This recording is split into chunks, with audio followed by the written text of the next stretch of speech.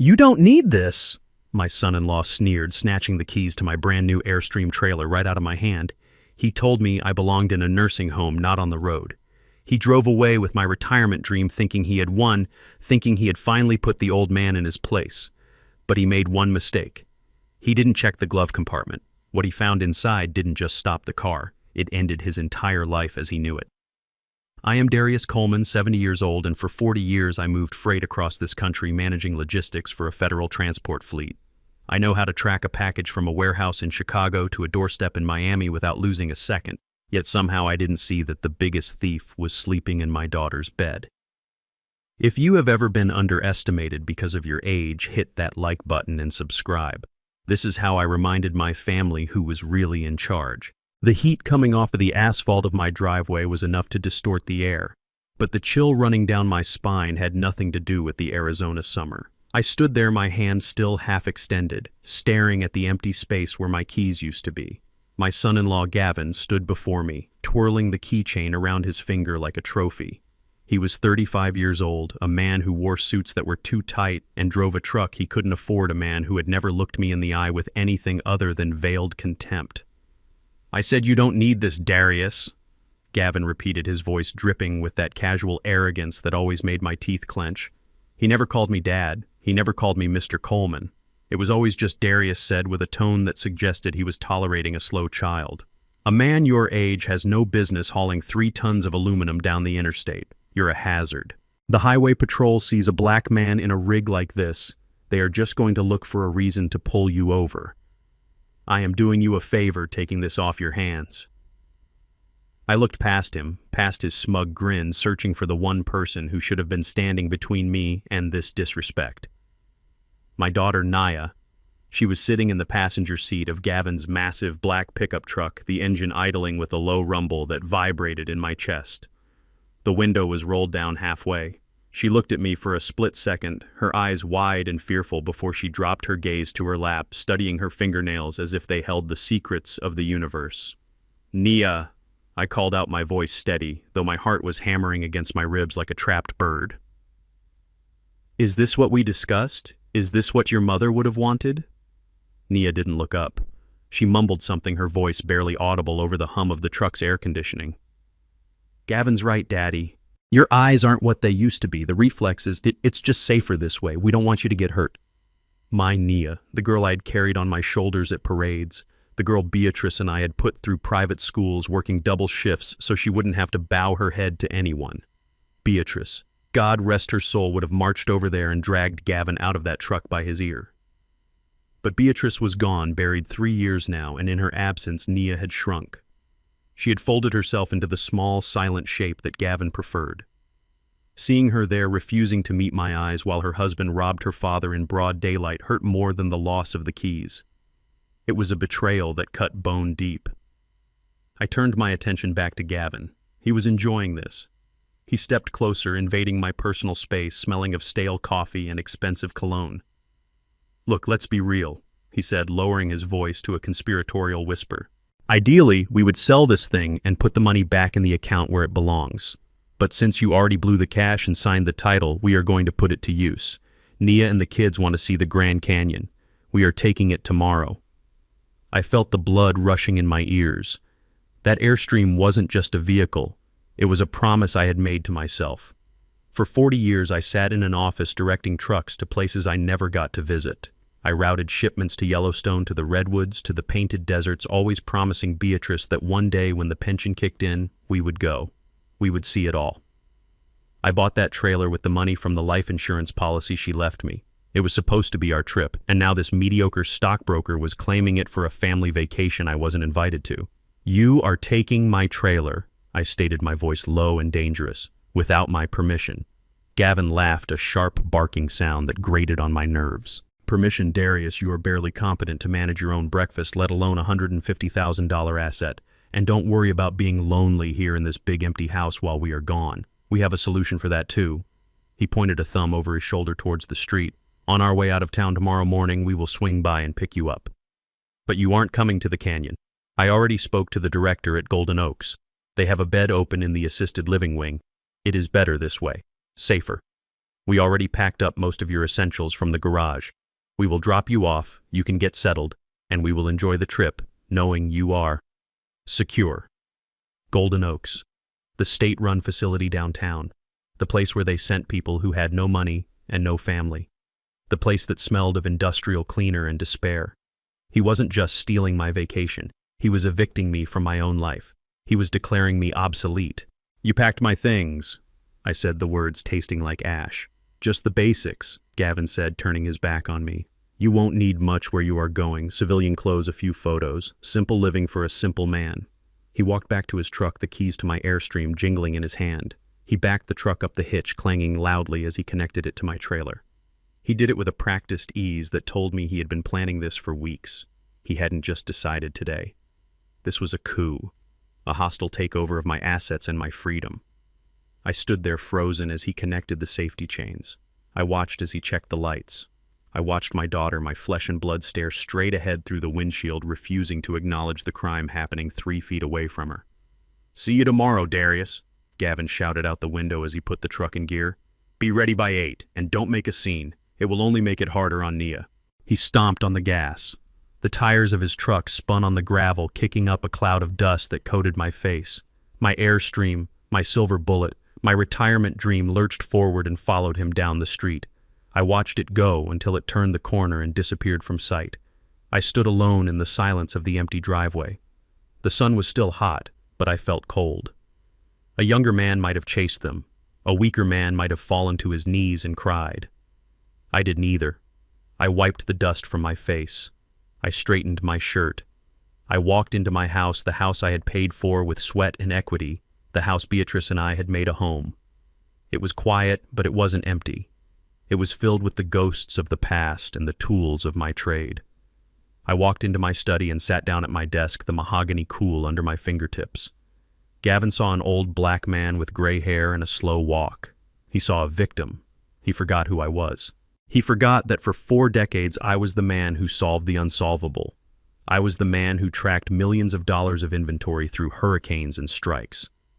I didn't just know where things were. I knew how to control them. I didn't reach for a tissue to dry my eyes. I reached for my iPad. I opened the tracking application I had installed on the Airstream, a military-grade GPS system I used to use for high-value freight. A small red dot blinked on the screen, moving steadily north towards Gavin's house. I watched the dot move. I let him think he had won. I let him drive home, park my trailer in his driveway, and probably brag to his friends about how he had handled his father-in-law. I let him sleep. Because tomorrow when he hit the road, he was going to learn a lesson about ownership. He thought he took my keys. He didn't know that I still held the controls. And he certainly didn't know what was waiting for him in the glove compartment of that truck he was so proud of. I leaned back in my chair, the screen glowing in the dim room. The sadness was gone, replaced by a cold, hard resolve. They wanted to put me in a home. They wanted to take what was mine. Let the games begin. The only light in my study came from the cold blue glow of my iPad screen. It was 5 in the morning and the house was silent. A heavy, suffocating silence that usually comes after a funeral. But I was not mourning. I was hunting. On the digital map in front of me, a small red dot pulsed rhythmically, moving steadily west along Interstate 40. That dot was my Airstream trailer, and pulling it was the black pickup truck my son-in-law Gavin was so proud of. He thought he was driving towards a vacation at the Grand Canyon. He thought he was driving away from his responsibilities and the old man he planned to dump in a nursing home. He did not know he was driving straight into a chokehold I had set up weeks ago. I took a sip of my black coffee. It was cold, but I did not care. My eyes were locked on the coordinates. Mile marker 112. They were deep in the desert now, miles away from the nearest town, surrounded by nothing but sand, heat, and the illusion of freedom. In my 40 years as a director of logistics, I learned that movement does not equal progress. You can move very fast in the wrong direction. Gavin was about to learn that lesson the hard way. I did not call the police. Calling the police is what a victim does. It is a plea for help. I did not need help. I needed to execute a correction. I picked up my phone and opened my messages. I typed a single line to Gavin. Check the glove compartment. I hit send. Then I leaned back and waited. The response was almost immediate. My phone vibrated against the mahogany desk, buzzing like an angry hornet. It was a call from Gavin. I answered on the second ring, putting it on speaker so his voice would fill the empty room. "Darius, are you serious right now?" Gavin shouted, his voice distorted by the background noise of the highway and the wind rushing past the windows. I could hear the radio playing some upbeat pop song, the soundtrack to their theft. "Do not text me while I'm driving. It is dangerous. And stop stalking us. We will call you when we get to the canyon to let you know which room number you are in at the nursing home." I said nothing. I let his arrogance hang in the air. I let him think he was still the one in control. "Did you hear me?" Old man Gavin continued his tone, shifting from annoyance to mockery. "Go back to sleep.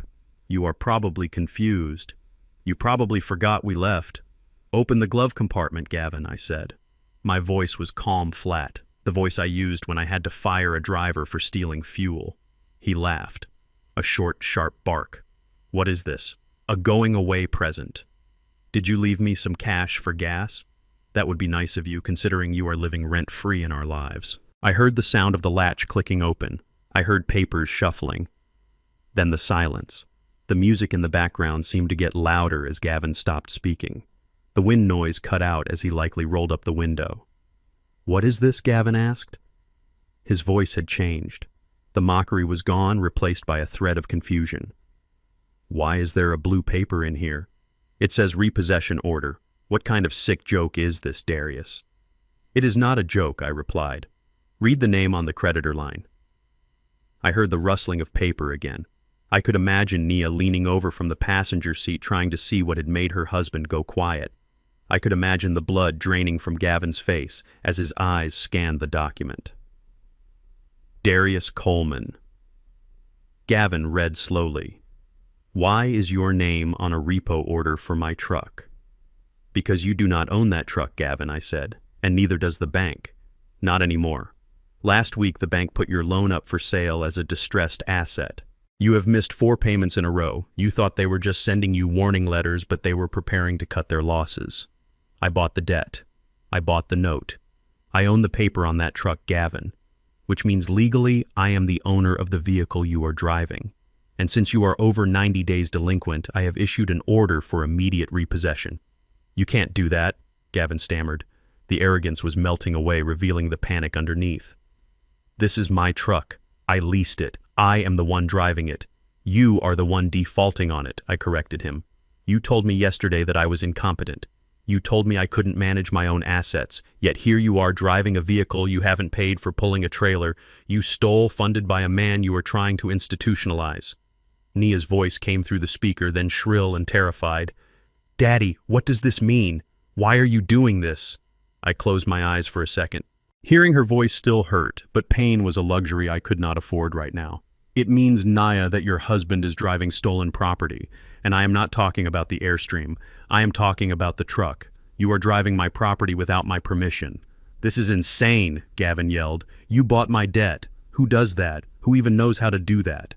"A man who spent 40 years managing millions of dollars in assets knows how to do that," I said. "You see, Gavin, you look at me and you see a retirement home candidate. You see a check to be cashed. You forgot to look at the man. You forgot to check the paperwork." So what? Gavin scoffed, trying to regain his footing. "What are you going to do?" "Come out here and take it.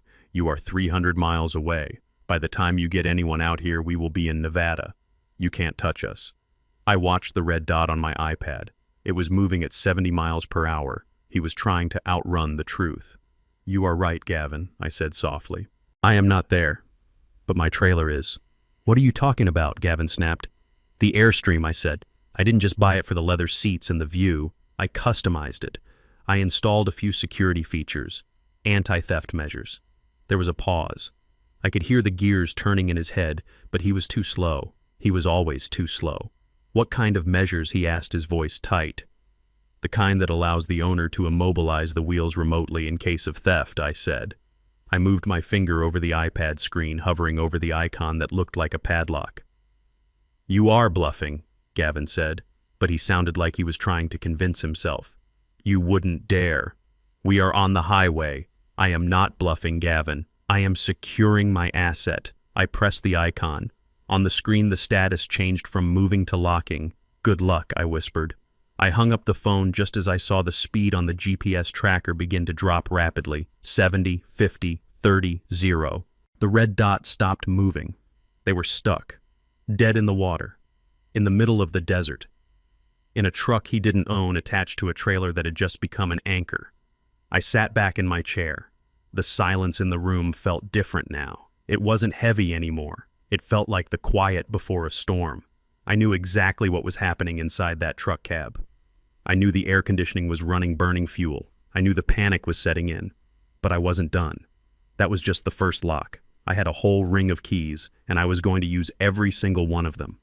I watched the digital speedometer on my tablet plummet. It dropped from 70 to 0 in less than 4 seconds. On the map, the red dot that represented my stolen life did not just stop. It skidded.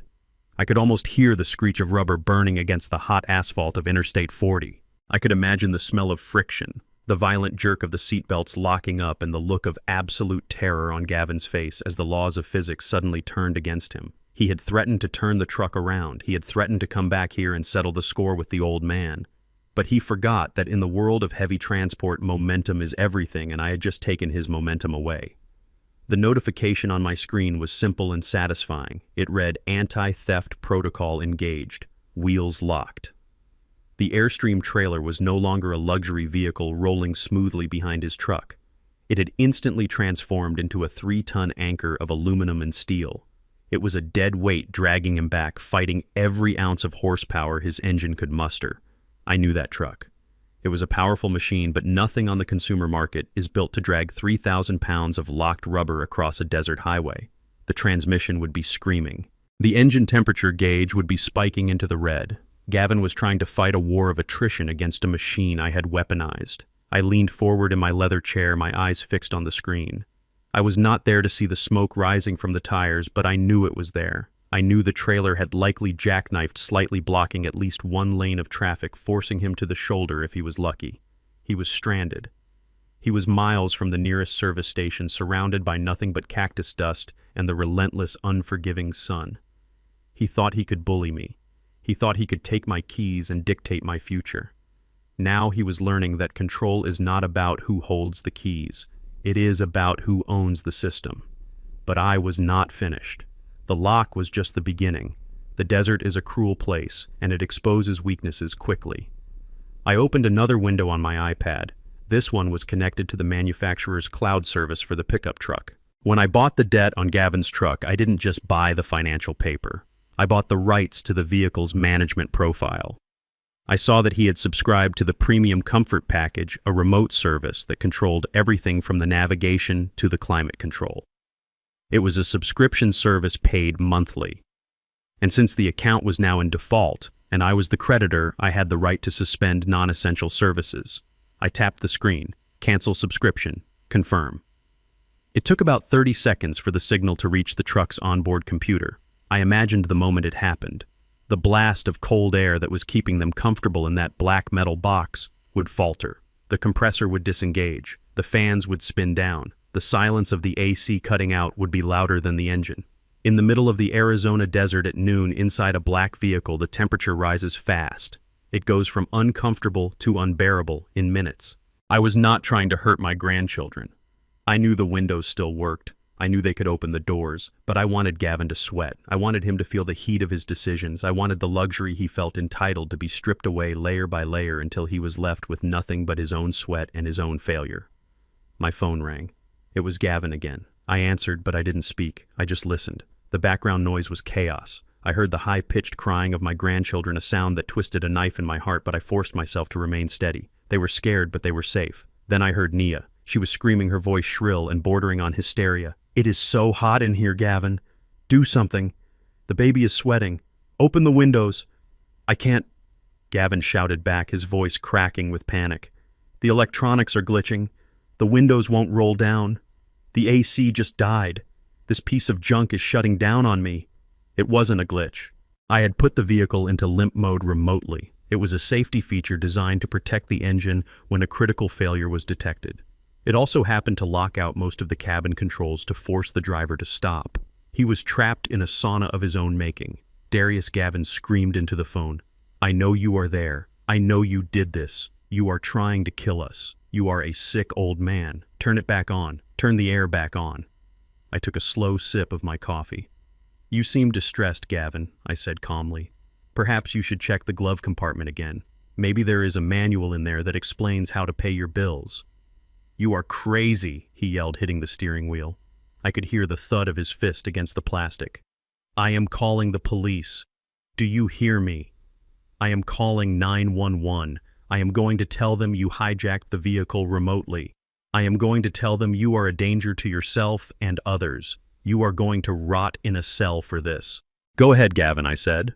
"Call them. Tell them exactly where you are. Tell them you are stranded in a vehicle you do not own, attached to a trailer you stole with a family you cannot provide for. I will be waiting for their call." I heard him fumbling with the phone. I heard him dialing those 3 numbers. He was hyperventilating now. The heat was getting to him. The pressure was crushing him. He was doing exactly what a cornered animal does. He was lashing out. He thought the police were his personal security force. He thought his white skin and his suit would protect him from the reality of the law. He thought he could spin a story about a senile black man and get a sympathy ride home. He had no idea that I had spent 40 years working with law enforcement, navigating way stations and dealing with federal regulations. I knew the law better than he knew his own children's birthdays. "Operator, I need help," Gavin screamed into the phone, his voice shaking. "I am on Interstate 40. My father-in-law has hacked my truck. He is trying to kill my family. He is senile. He has dementia. He is dangerous. Please send someone. He trapped us here." I listened to him lie. I listened to him paint me as a villain, a monster, a broken mind. He used every buzzword he could think of. Hacked, dangerous, dementia. He was building a narrative. He was digging his own grave. I did not interrupt. I did not argue. I let him finish his performance. I let him hang up the phone. Then I opened my email client. I composed a message to the sheriff's department of the county he was stranded in. I attached the bill of sale for the truck. I attached the title for the Airstream. I attached the repossession order signed by a judge, and I attached the video clip from my driveway security camera showing Gavin forcibly taking the keys from my hand while I stood there peacefully. I hit send. The police were coming all right. But they weren't coming to rescue Gavin. They were coming to investigate a theft, and when they arrived, they wouldn't find a helpless victim. They would find a man sweating through his expensive suit caught red-handed with stolen property screaming lies that would be disproven by the paperwork in my inbox. The sun beat down on the desert. The red dot on my screen remained motionless. The trap was sprung. Now I just had to wait for the catch. The flashing red and blue lights on my iPad screen were not a simulation. They were the digital signature of law enforcement arriving at the coordinates I had been staring at for the last 20 minutes. Mile marker 112. I took a deep breath and leaned back in my chair. This was the moment. This was where the narrative would either break in my favor or crush me. I knew exactly what Gavin was doing. I knew it because I had seen it 1,000 times in my career. He was stepping out of that truck, smoothing down his expensive suit and putting on the mask of the victim. My phone rang. It was an unknown number. I answered it immediately. "Mr. Coleman," a voice barked on the other end. It was deep, authoritative, and impatient. "This is Deputy Miller with the Sheriff's Department. I am standing here with your son-in-law and your daughter. They tell me you have somehow remotely disabled their vehicle and locked the trailer brakes. Is this true?" "Yes, Deputy," I said calmly. "That is correct. Sir, you need to unlock this vehicle immediately," the deputy said, his voice rising. "We have 2 small children in this car. The heat index is over 100 degrees. Your son-in-law tells me you are suffering from a cognitive decline and that you have become confused about the ownership of these vehicles. He says you think you are a secret agent." I closed my eyes. A secret agent. Gavin was creative. He was playing the card perfectly. He was the respectable white man in a suit stranded by a crazy, senile black man who was hallucinating power he didn't have. I could hear Gavin in the background, his voice shrill and performing. "Tell him he needs his meds, officer. Tell him to stop hurting us. He thinks he is tracking Russian spies." Mr. Coleman, the deputy, continued, losing patience. "If you do not release these brakes right now, I am going to have to dispatch a unit to your residence for a wellness check, and I will be filing charges for reckless endangerment. You are putting your family at risk because of a delusion." This was the tipping point. In the old days, maybe I would have shouted. Maybe I would have tried to explain that I was the one who paid for everything. But shouting gets a black man nowhere with the police, especially when the other guy is wearing a suit and shedding crocodile tears. I didn't need to shout. I had paperwork. Deputy Miller. I said, my voice as level as a concrete floor. I understand what you have been told. You see a family in distress and you want to help, but you are being lied to. I am not confused. I am not senile, and I am certainly not a secret agent. I am the legal owner of both the trailer and the truck your subject is driving. He stole it, deputy. The line went quiet for a second. Stole it, the deputy repeated, skeptical. He says you gave him the keys yesterday. He says you forgot. He took the keys from my hand while I stood on my own property. I corrected him. And before you threaten me with a wellness check again, I need you to look at your mobile data terminal. I just sent an email to your department's public tip line and I CC'd your dispatch. What did you send? The deputy asked, the aggression dampening slightly into confusion. Evidence, I said. I had hit send on the email 30 seconds before he called. It was a comprehensive file. It contained the title to the Airstream stamped and notarized in my name only. It contained the bill of sale for the debt on the pickup truck showing that I was the lien holder and that the vehicle was in default status. It contained the repossession order signed by a judge yesterday afternoon. And most importantly, it contained the video file from my driveway security camera. Open the video, deputy, I said. It is titled Theft in Progress. I waited. The silence on the line stretched out. I could hear the static of the desert wind. I could hear Gavin still ranting in the background. He won't listen to you. He is crazy. Break the lock, officer. Just shoot the lock off. Then I heard the distinct sound of a car door opening and closing. The deputy had gone back to his cruiser. I heard typing, then a sharp intake of breath. The video was clear, high definition. It showed me standing peacefully in my driveway. It showed Gavin getting out of his truck, aggressive and shouting. It showed him physically snatching the keys from my hand. It showed Nia looking away in shame. It showed him driving off with my property while I stood there unmoving. It did not look like a confused old man giving a gift. It looked like a robbery. Mr. Coleman, the deputy, came back on the line. His tone had changed completely. It was no longer the voice of a man talking to a suspect. It was the voice of a man who realized he had almost been played for a fool. I am looking at the documents now, the deputy said. I see the title. I see the repo order. And I watched the video. Is Gavin still telling you I have dementia? I asked. The deputy cleared his throat. He said a lot of things, sir. Most of them do not seem to line up with this paperwork. I want my trailer unhooked, deputy, I said. Right now. I do not want that man driving another inch with my Airstream. As for the truck, the repo order gives me the right to seize it, but I am not a monster. I will not leave my grandchildren stranded in the desert. He can keep the truck for now to get them to safety, but the trailer stays. Understood, Mr. Coleman, the deputy said. Hold on. I heard the deputy walking back towards Gavin. The gravel crunched under his boots. I heard Gavin's voice perk up, expecting victory. Did you tell him? Is he unlocking it? Step away from the vehicle, sir, the deputy's voice boomed. It wasn't friendly anymore. What? Gavin stammered. Why, you are in possession of stolen property, the deputy said. I have just reviewed the owner's documentation. You are going to unhook that trailer immediately. If you do not, I will place you under arrest for grand theft auto. But he's lying, Gavin shrieked. It was a gift. I saw the video, sir. The deputy cut him off. It didn't look like a gift. It looked like strong-arm robbery. Now you have two choices. You unhook that trailer and leave it here on the shoulder for the owner's recovery team, or you go to jail in front of your kids. Which is it going to be? I listened to the sound of Gavin's world cracking. He tried to argue, his voice going high and desperate, but the deputy wasn't having it. The white victim card had expired the moment that video played. I heard the clanking of chains. I heard the heavy thud of the trailer jack hitting the dirt. Gavin was doing manual labor in 100-degree heat in a suit. He was unhooking the dream he thought he had stolen. When he was done, he got back on the phone. Darius, he hissed, his voice venomous. You left us here. You humiliated me. You humiliated yourself, Gavin, I said. You have the truck. The AC is still disabled, by the way. I suggest you drive with the windows down. It is a long way back home. He hung up. On my screen, I watched the red dot split in two. The Airstream stayed put. The truck began to move again slowly, defeatedly, heading east. He wasn't going to the Grand Canyon. He was limping back to the life he tried to escape.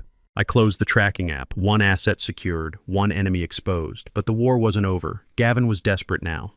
And desperate men do dangerous things. He wouldn't go to the nursing home. He would come for the house. He would come for the papers.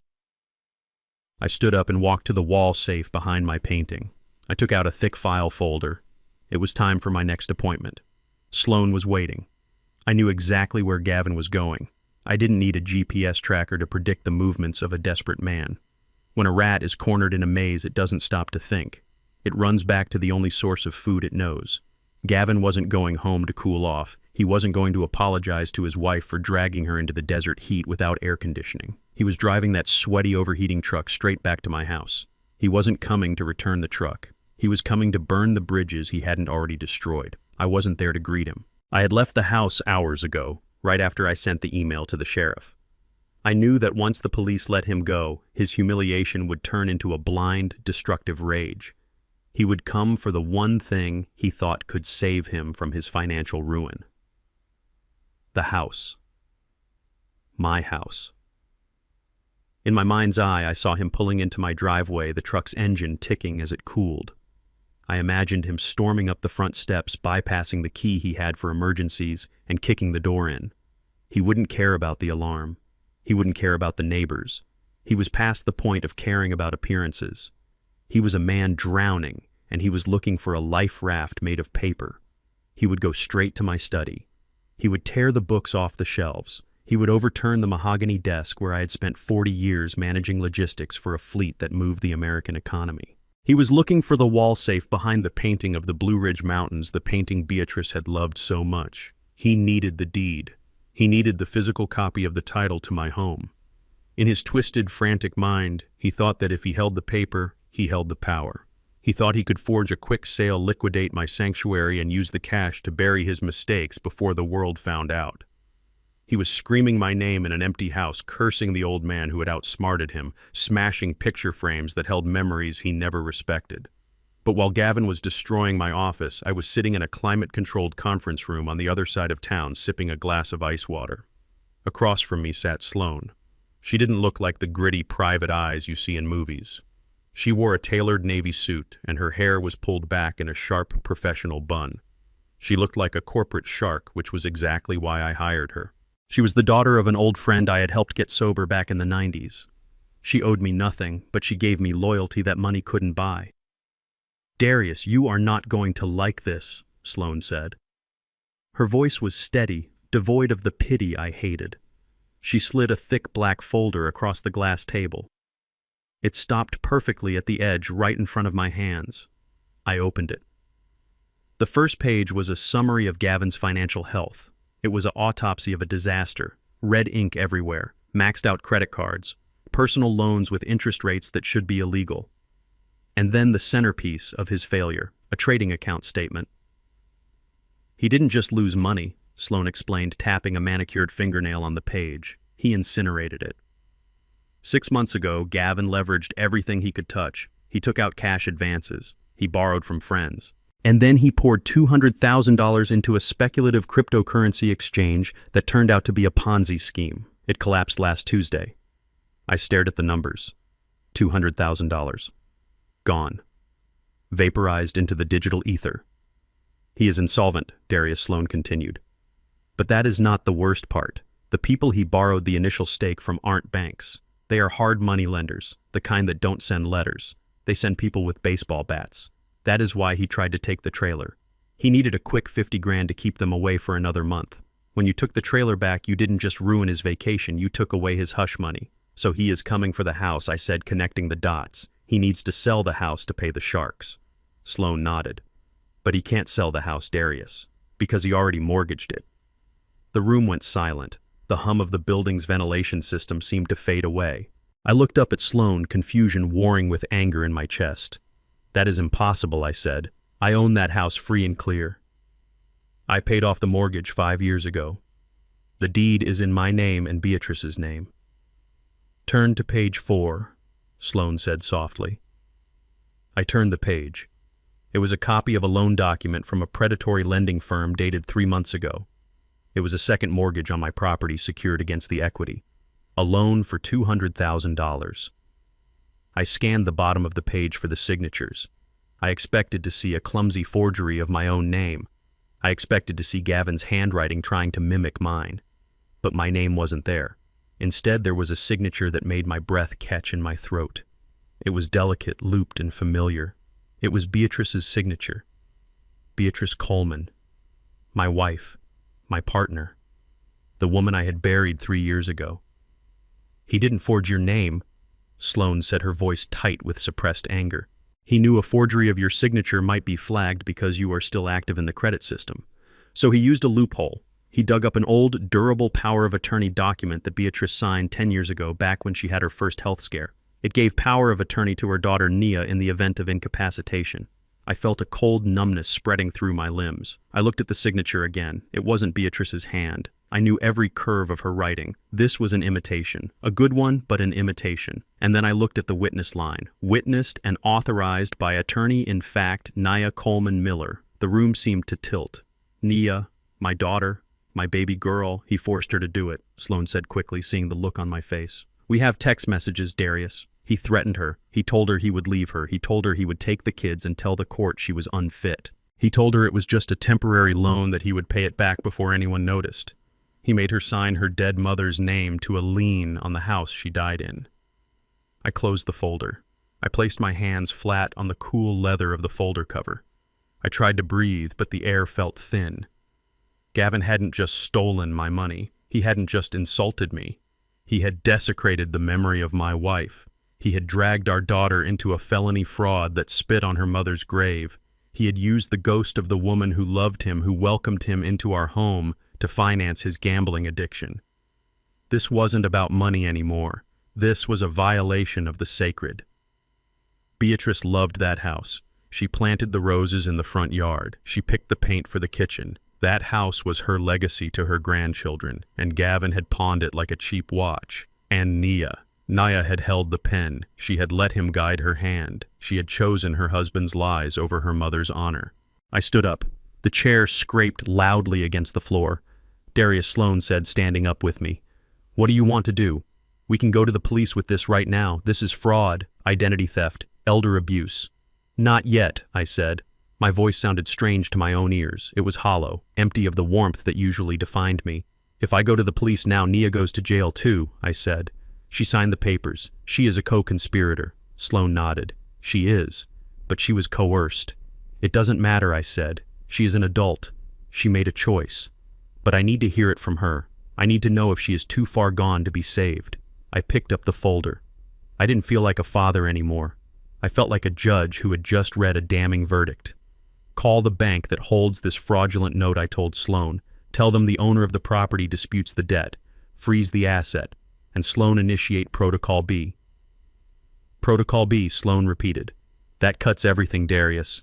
The credit cards, the insurance, the cell phone plans, the trust fund access. It cuts them off completely. Do it," I said. "He wants to play with debt. Let's see how he handles poverty." I walked out of the conference room and into the bright afternoon sun. I took my phone out of my pocket. I dialed Nia's number. It was time for the hardest conversation of my life. I wasn't calling to yell. I wasn't calling to cry. I was calling to see if I still had a daughter. I stood on the sidewalk outside the office building, and the phone felt like a lead weight in my hand. It was no longer just a device for communication. It was a gavel waiting to strike. I stared at the contact photo on the screen. It was a picture of Nia from her college graduation. She looked so proud in her cap and gown, with Beatrice standing next to her, beaming with joy. I wondered if that Nia still existed.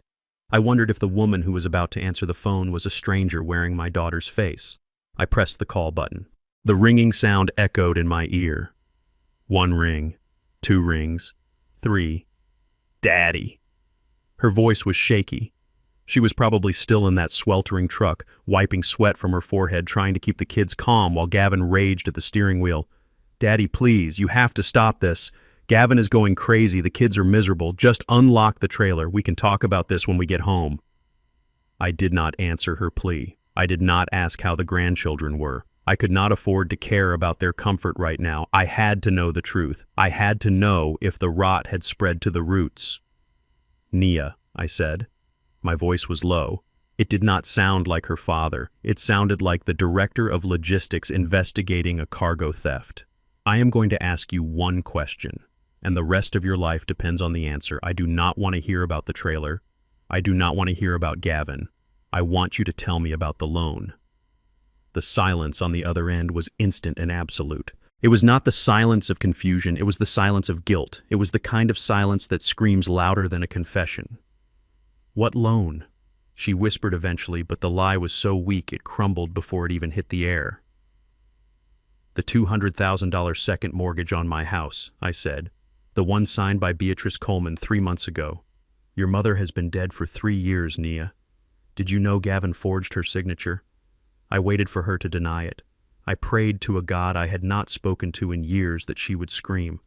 I wanted her to say that Gavin stole her identification or that she had no idea what I was talking about.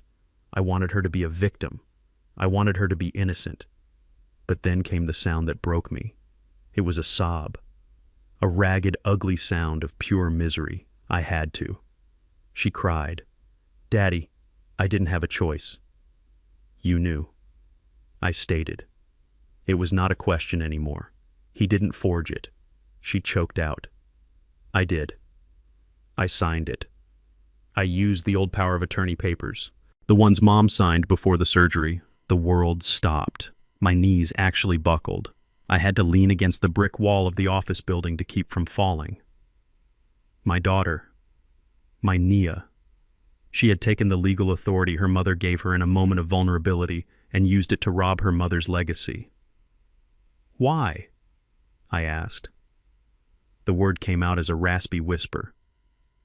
"He said he would leave me." Nia sobbed. "He said he was in trouble. He said if I didn't help him get the money, he would file for divorce. He said he would tell the judge I was unstable. He said he would take the kids and I would never see them again." "Daddy, I was scared. He promised he would pay it back. He swore it was just for a few weeks." I listened to her excuses and I felt a coldness spreading through my chest where my heart used to be. She chose a coward over her father. She chose fear over honor. She desecrated her mother's name because her husband threatened her. It was weakness. It was a profound, pathetic weakness that erased 32 years of upbringing. Beatrice would have died before she let anyone threaten her into a crime. Nia had folded like a cheap tent. She had become an accomplice to the destruction of her own family. I listened to her crying. I listened to her excuses. "I am sorry," she kept saying. "I am so sorry."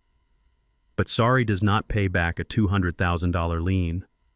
Sorry does not sign a fraudulent document. Sorry does not bring back the trust that just evaporated in the heat of the afternoon sun. "You are not sorry you did it, Nia," I said. My voice was dead. The warmth was gone. The father was gone. "You are sorry you got caught. You signed your mother's name to a lie. You sold our home to save a man who hates us. Daddy, please." She begged, "Help us. Fix this." "I am fixing it," I said. "I am fixing the mistake I made by protecting you from the world. You made your choice, Nia. You chose your husband. You chose the fraud. Now you have to live in the house you built." I pulled the phone away from my ear. I didn't say goodbye. I didn't say I love you. Those words belonged to a father, and I wasn't her father right now. I was the man she had robbed. I pressed the red button. The call ended. I turned back to the glass doors of the office. Sloane was standing there watching me. She saw the look on my face. She knew. I walked back inside. I didn't sit down, she confessed. I told Sloane. She signed it. Sloane nodded slowly. "I am sorry, Darius." "Don't be," I said. "It clarifies things. There is no gray area anymore. There is only black and white. Activate Protocol B." Sloane hesitated for a fraction of a second. "That is the nuclear option, Darius. That cuts the credit cards, the cell phone plans, the car insurance, the health insurance. It drains the joint access accounts. It leaves them with nothing but the cash in their pockets. Do it," I commanded. "They stole my past. I am canceling their future. They want to live like adults who make their own decisions, then they can pay their own bills starting right now. Cut it all, Sloane. every single penny. I sat in the darkness of my office and watched the digital notifications roll in on my monitor like a ticker tape of destruction. I did not need a GPS tracker to know where Gavin was. I followed the trail of declined transactions. He had driven the overheating truck 3 hours east, leaving the desert behind but carrying the failure with him. He did not go home. Going home would mean admitting defeat. It would mean facing the neighbors who saw him leave in triumph just that morning. Gavin was a man who lived on optics. He needed to project success even when his world was burning down around him. So he went to the only place where he felt like a king. The Grand Meridian Hotel. I could see the scene perfectly in my mind. He would have pulled that dusty, sweating truck up to the valet stand. He would have thrown the keys to the attendant with a sneer, trying to act like the broken air conditioning was a minor inconvenience beneath his notice. He would have marched Nia and my grandchildren into the lobby, desperate for the air conditioning to dry the sweat stains on his shirt. He needed a sanctuary. He needed a $500 a night suite with room service and high thread count sheets to convince himself that he was still in control. He wanted to buy back his dignity with my money. The first notification popped up on my screen at 7:45 p.m. It was a charge attempt for $1,200 at the Grand Meridian front desk. Status declined. Reason card reported stolen. I took a slow breath. That was the platinum card. The one I had given Naya 5 years ago for emergencies. The one Gavin had commandeered to pay for his golf trips and his bar tabs. He had slapped that card on the marble counter with the confidence of a man who had never worked for $1 in his life. He probably smiled at the receptionist. He probably made a joke about the heat. And then he watched her smile fade as the terminal beeped that harsh, unforgiving note of rejection. I imagined the flush rising on his neck. I imagined him laughing it off. A mistake, a glitch. Run it again. She would have run it again, and it would have declined again. Then came the second notification, 7:47 p.m., a charge attempt on his personal gold card. Status declined. Reason account frozen by fraud prevention. This was the masterstroke. This was where the trap snapped shut. When Sloan and I initiated Protocol B, we did not just cancel the cards I paid for. We triggered a systemic review. I had instructed Sloan to file a formal suspicious activity report with the banking institution that held our linked accounts. We flagged the $200,000 loan transfer as fraudulent activity connected to identity theft. Because Gavin's personal accounts were linked to that transfer for overdraft protection, a feature he had insisted on, the fraud alert cascaded. The bank's algorithm saw a massive disputed loan, a series of high-value transfer attempts, and a report of elder financial abuse. It did exactly what it was designed to do. It panicked. It locked everything down. Gavin was standing in the lobby of a 5-star hotel with a wallet full of plastic that was now worthless. He was trying to pay for a night of luxury, but he couldn't even buy a bottle of water. I picked up my phone and called the hotel. I did not ask for Gavin. I asked for the night manager. I knew him. His name was Robert. We had served on a charity board together years ago. "Robert, this is Darius Coleman," I said when he answered. "I believe my son-in-law is at your front desk trying to check in." "Yes, Mr. Coleman," Robert said, his voice lowered to a professional whisper. "He is. There seems to be an issue with his payment methods. He is getting quite agitated. He is telling my staff that you made a mistake with the banking transfer." "There is no mistake, Robert," I said calmly. "And I am calling to warn you. That man is currently under investigation for financial fraud and identity theft involving a senior citizen. If you accept a check from him, it will bounce. If you let him run up a tab, you will never see a dime. He is insolvent." There was a pause on the line. I heard Gavin shouting in the background. "Do you know who I am?" "I stay here all the time. Just give me the room key and I will sort this out with the bank in the morning," I hear him, Robert said. "Thank you for the heads up, Darius. We will handle it." I hung up. I did not need to hear the rest. I knew what would happen. Robert would signal the security guard. He would step out from behind the desk with a polite, icy smile. He would tell Gavin that unfortunately, without a valid form of payment, they could not accommodate him.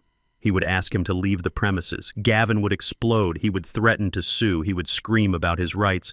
But he would be escorted out. He would be marched past the guests enjoying their cocktails, past the bellhops, and back out into the humid night air. He would have to stand on the curb and wait for the valet to bring back the truck he couldn't afford to tip for. He was stranded. He had no cash because he lived his life on credit. He had no credit because he lived his life on fraud. He had Nia and 2 tired, hungry children, and he had absolutely no way to feed them or house them. I sat in my chair and looked at the family photo on my desk. It was taken 10 years ago. Nia looked so happy. I wondered if she was happy now. I wondered if she was looking at her husband, the man she sold her integrity for, and finally seeing him for what he was. A man who couldn't even provide a roof over their heads without stealing it from mine. My phone buzzed again. It wasn't a notification this time, it was an email from the bank. Fraud investigation opened. Case number 894442. I had done it. I had pulled the trigger.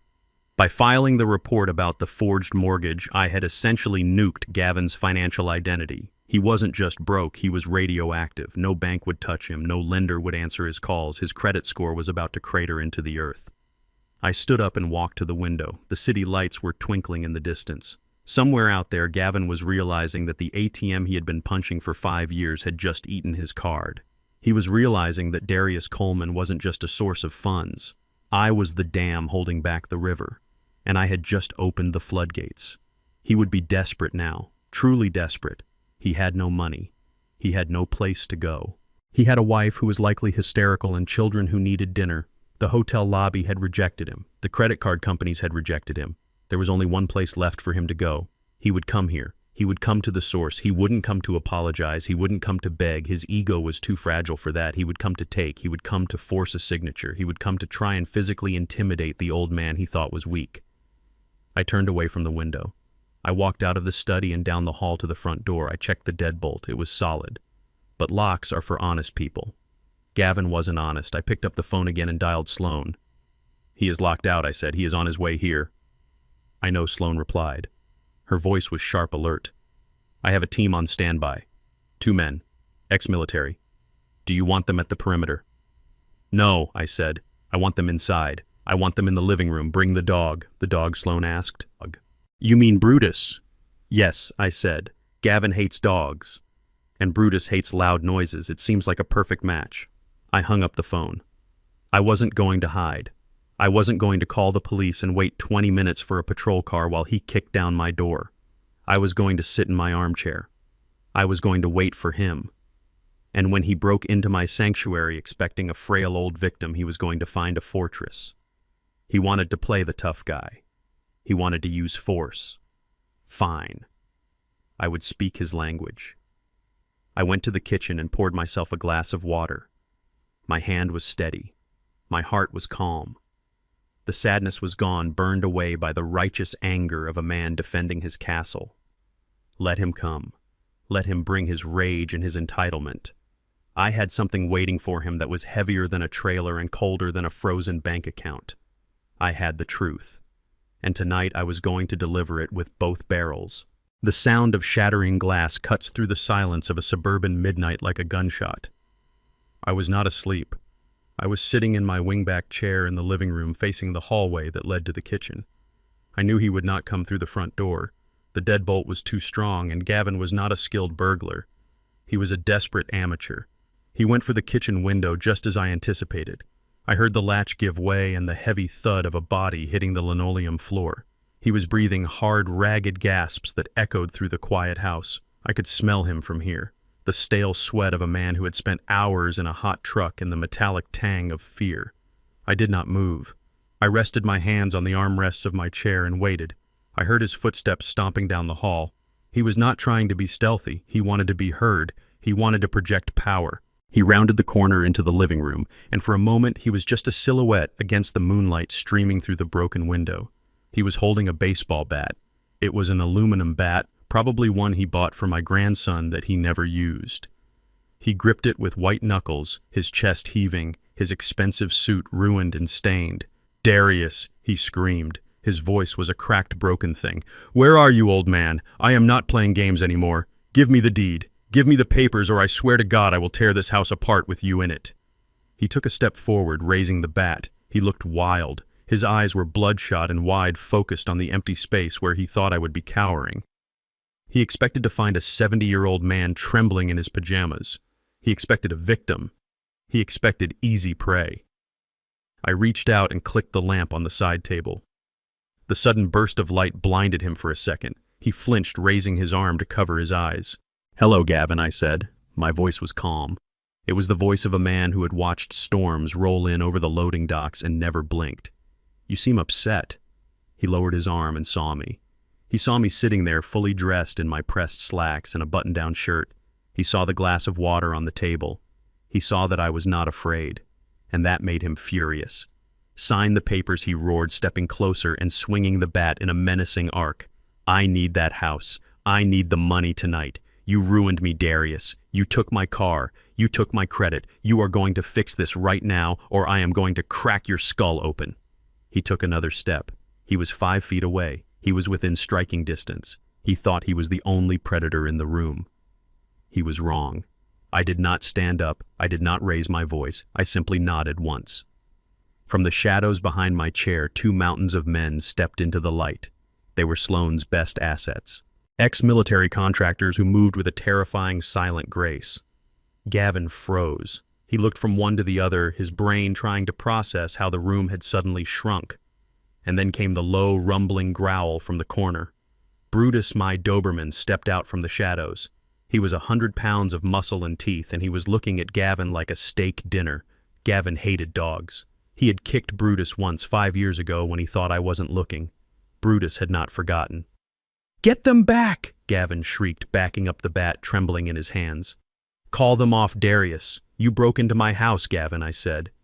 "You are an intruder armed with a deadly weapon. In the state of Arizona, I have the right to stand my ground." He panicked. He did the stupidest thing he could have done. He swung the bat at the nearest guard. It took exactly 3 seconds. The guard didn't even flinch. He caught the bat mid-swing with one hand, twisting it out of Gavin's grip like he was taking a toy from a toddler. With his other hand, he swept Gavin's legs. Gavin hit the carpet face first with a sickening thud. Before he could draw a breath to scream, the second guard had a knee in his back and his arm twisted up behind him in a hammerlock. Brutus lunged forward, barking a thunderous sound that shook the windows, stopping inches from Gavin's face, his jaws snapping. Gavin screamed. It was a high, thin sound of absolute terror. Please don't let him bite me. I give up. I give up. Hold him," I said to the guards. They held him pinned to the floor, his face pressed into the rug my wife had picked out. He was crying now, sobbing into the wool, begging for mercy. He was pathetic. The arrogance was gone, stripped away by the reality of physical force. I leaned forward in my chair. I looked down at him. "You came here to beat an old man," I said. "You came here to steal the roof over my head. You thought because I carry a cane sometimes that I am weak. You forgot that I survived the Chicago logistical wars of the 80s. I have dealt with union busters and cartel hijackers. You are nothing but a soft boy in a ruined suit." I reached down beside my chair and picked up a black file folder. It was heavy. It contained the final nail in his coffin. I tossed it onto the floor. It landed right next to his face. "Look at it, Gavin," I commanded. He turned his head, his cheek rubbing against the carpet. "What is it?" he whimpered. "It is your personnel file from your last firm," I said. Sloane did some digging. "We found out why you really left. You didn't resign to pursue independent trading. You were fired. But they didn't prosecute you because they didn't want the bad press. They let you go quietly." Gavin went still. His sobbing stopped. "You embezzled $500,000 from client accounts," I continued. "You created ghost accounts and siphoned off the interest. You thought you covered your tracks. You thought that because they didn't call the police, you were safe." "How do you know that?" he whispered. "Because I bought the company, Gavin," I said. He tried to lift his head, but the guard pushed him back down. "You what?" he gasped. "That brokerage firm was small," I explained. "Distressingly small. They were struggling after the loss of capital you caused. They were looking for a buyer. I have been investing my pension and my dividends for 40 years. I have a very diverse portfolio. As of 9 o'clock this morning, I am the majority shareholder of the firm you stole from." I watched the realization wash over him. He wasn't just looking at his father-in-law. He was looking at the owner of the debt he had stolen. "I own the company, Gavin, which means I own the evidence. And unlike your previous bosses, I do not care about bad press. I care about justice." I stood up slowly, smoothing the creases in my pants. I walked over and stood directly above him. "You have a choice tonight," I said. "You can sign a full confession regarding the embezzlement, and you can sign a document granting me full uncontested custody of my grandchildren. until you are fit to be a parent. Or I can hand this folder to the FBI agents who are currently investigating the crypto scheme you poured that stolen money into. They love connecting the dots. Please, Darius, he begged. Nia. Think of Naya. I am thinking of her, I said coldly. I am thinking that she needs to be free of a parasite. I signaled the guards. Let him up. They stepped back. Gavin scrambled to his feet, clutching his arm. He looked at the door, then at the folder, then at me. He looked at Brutus, who was still growling low in his throat. You have 1 minute to decide, I said. The police are on their way, not for the break-in, for the fraud. Do you want to go to jail for breaking and entering, or do you want to go to federal prison for wire fraud and embezzlement? He looked at the black folder on the floor. He knew what was in there. He knew I had him. His shoulders slumped. He was broken.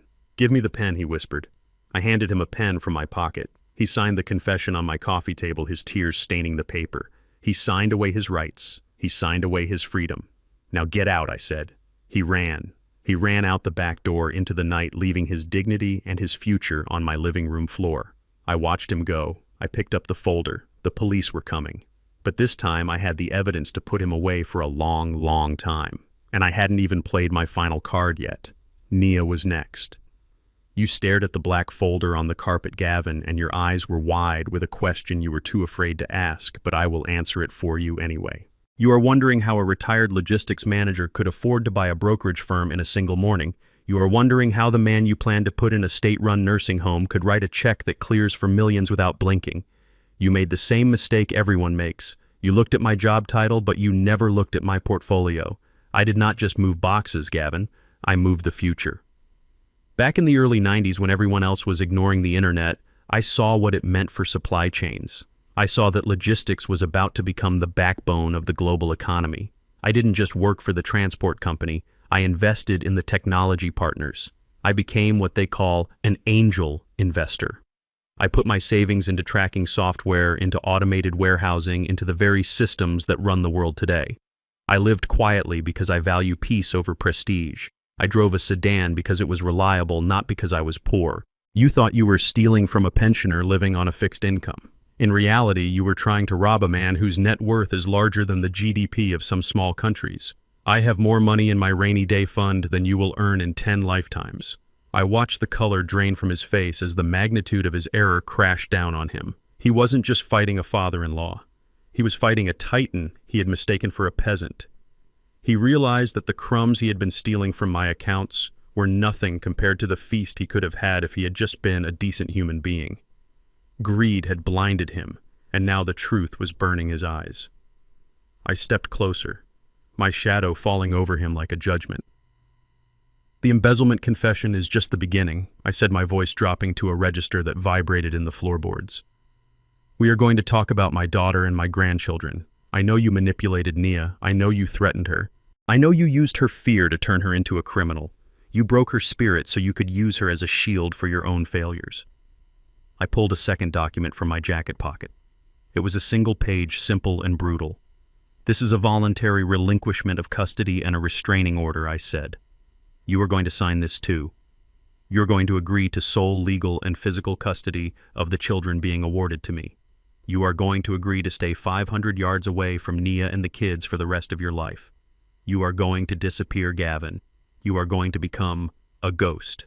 Or, I said, letting the alternative hang in the air like a guillotine blade, I will hand that black folder to the FBI agents who are already building a case against the crypto scheme you funded with stolen money. They are looking for a scapegoat, Gavin. They are looking for someone to pin the wire fraud charges on. I can hand them a confessed embezzler on a silver platter. You will go to federal prison for 20 years. You will miss your children growing up. You will die in a cage. The choice is yours. Walk away with nothing but your freedom, or lose your freedom and everything else. Gavin collapsed. He didn't just fall to his knees, he disintegrated. The man who had sneered at me in the driveway, who had mocked my age and my race, was gone. In his place was a sobbing mess of a creature. He grabbed the hem of my trousers, his fingers shaking. "Please, Darius," he wailed, tears streaming down his face and mixing with the snot running from his nose. "It wasn't my fault. You have to believe me. It was Nia. She made me do it." I froze. I looked down at him with a disgust that made my stomach turn. She wanted the lifestyle he blubbered, his words tumbling out in a desperate torrent. She wanted the private schools for the kids. She wanted the vacations. She wanted the clothes. I couldn't keep up, Darius. She pressured me. She told me I wasn't man enough if I couldn't provide it. I only borrowed the money to try and make it big for her. I did it for her, Darius. She is the one who spends too much. She is the one who is never satisfied. I am a victim here too. He was blaming the woman he had coerced. He was blaming the wife he had threatened with divorce. He was trying to use my daughter as a human shield one last time. It was the most cowardly thing I had ever witnessed. He wasn't just a thief. He was a parasite who would consume anything to survive, even his own family. My disgust hardened into a block of ice. I kicked his hand away from my leg. "You are a liar," I said, "and you are pathetic. Naya may be weak, but you are malicious. You preyed on her, and now you are trying to sell her out to save your own skin. Sign the papers," I commanded, pointing at the coffee table. "Sign them now or I make the call." He scrambled to the table. He didn't even read them. He signed his name with a shaking hand, surrendering his children, surrendering his marriage, surrendering his life. He was crying the whole time, muttering about how unfair it was, how society pressured men to be providers, how he was just trying to live the American dream. He finished signing and looked up at me, his eyes red and swollen, expecting pity. He found none. "Get out," I said. He ran. He scrambled out the back door into the darkness, fleeing from the ruin he had created. I watched him go. I had the papers. I had the confession. I had the custody agreement. I had won the battle against the outsider. But the war wasn't over. The hardest part was still ahead. I had to deal with the insider. I had to deal with Nia. And unlike Gavin, she wasn't just an enemy I could destroy. She was my daughter, and she was on her way here, right now. I did not hear the front door open. The adrenaline of confronting Gavin had deafened me to the smaller sounds of the house. I was staring at the open back door where a coward had just fled into the night when I heard a sound that broke my heart all over again. It was a gasp, a sharp intake of breath that sounded like a lung being punctured. I turned around slowly. Nia was standing in the archway that connected the living room to the foyer. She was pale, her skin looking ash gray under the harsh overhead lights. She was trembling so violently that the car keys in her hand were jingling like wind chimes in a storm. She had heard him. She had arrived just in time to hear the man she loved, the man she defied me for, scream that she was the reason for his crimes. She had heard him blame her for his greed. She had heard him sell her out to save his own skin. I watched as the realization destroyed her. It wasn't a sudden break. It was a slow crumbling. Her eyes darted around the room, taking in the shattered window, the imposing guards who were now stepping back into the shadows and finally resting on the signed papers on the coffee table. She walked forward like a sleepwalker moving through a nightmare. She picked up the custody agreement. She saw Gavin's signature. She saw that he had signed away their children without a fight, without a second thought, just to escape the consequences of his own theft. "He left me," she whispered. The words were barely audible. He blamed me. He said I made him do it. She looked up at me, and her eyes were swimming with tears. "He told me he was doing it for us, Daddy.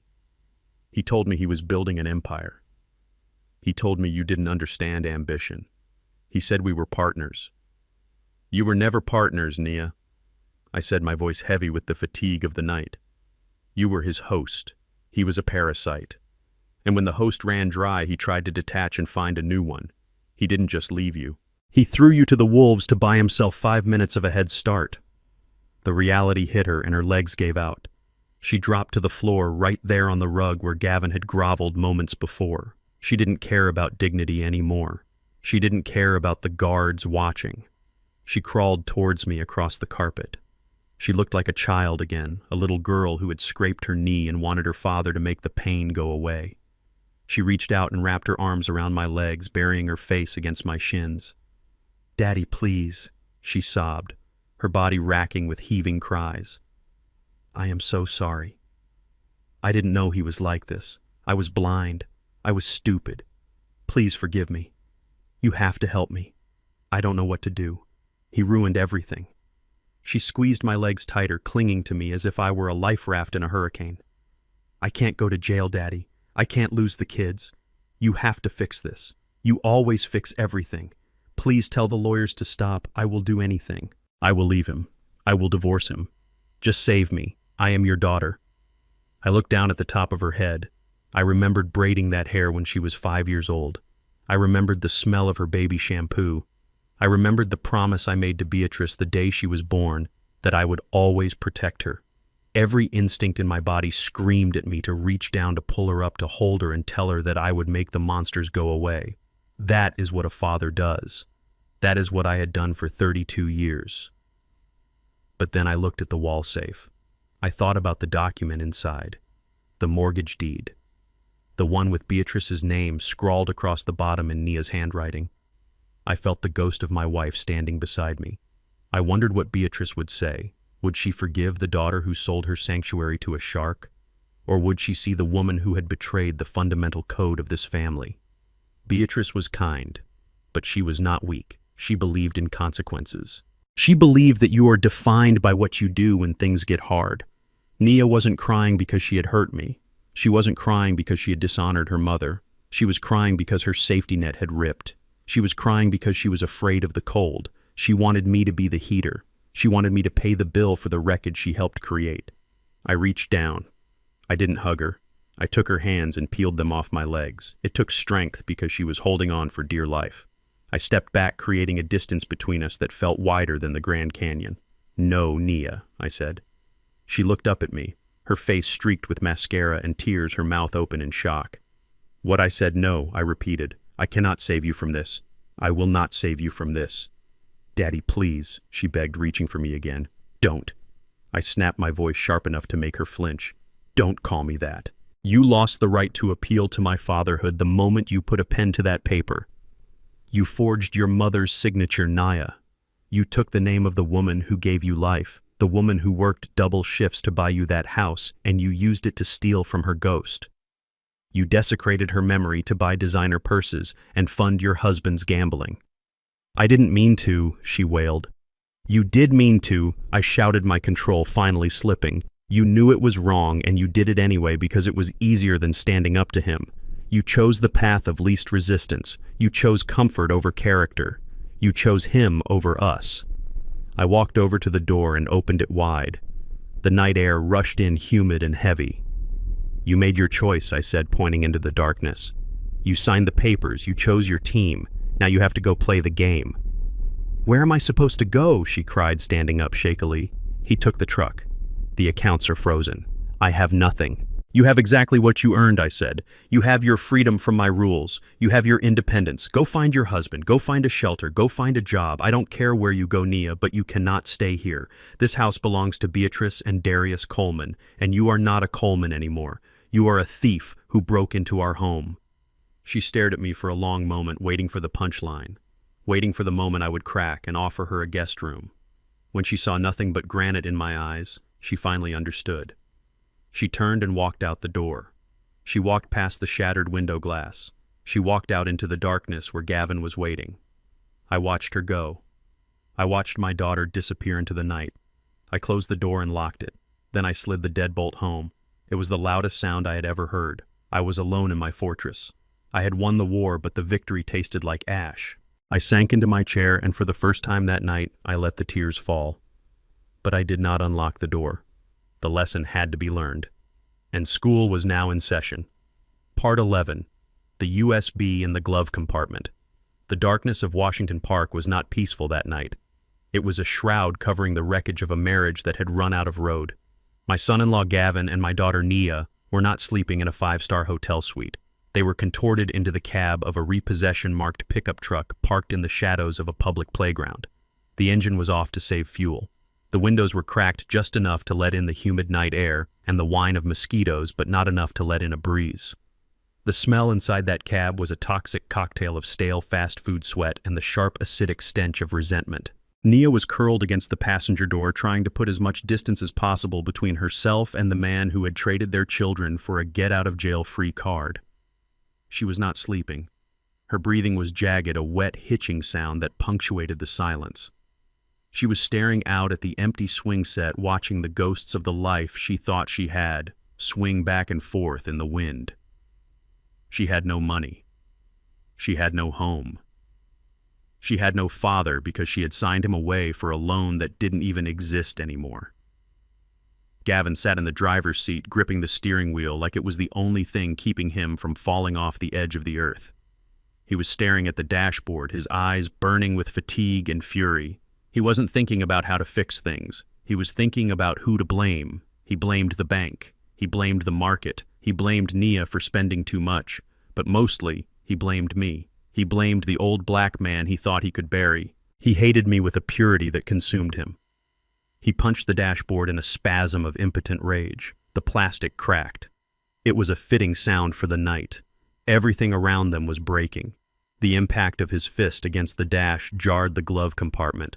The latch, which was already loose from when he tore it open on the highway, clicked, and the door swung down. It hit Gavin's knee.